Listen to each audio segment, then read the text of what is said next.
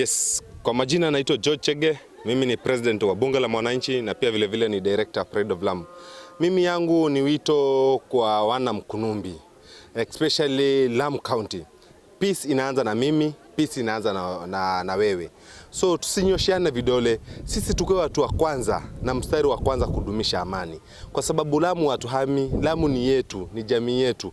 Ningependa kuongelesha wafugaji na wakulima. Mfugaji akifuga ng'ombe akikamua huwa anauzia mkulima. Mkulima akilima naye huwa anauzia mfugaji. Kwa sababu mfugaji anakuja nunue mahindi, akuja nunue pojo, anunue. So kitu mimi ningeomba wafugaji na wakulima na county government na national government waweze kutuwekea umoja, kutuleta pamoja ili tusikizane, tusipigane mapanga, tusiuane, kwa sababu sisi ndio tutakaa Lamu na tuhami Lamu na tutaishi Lamu. So tudumishe amani kama huu wakati wa 2027, siasa inayokuja, siasa kututenganisha between dini Mkristo na Muislamu. Tusije tukatengana kidini, Kiislamu kwa sababu ya siasa.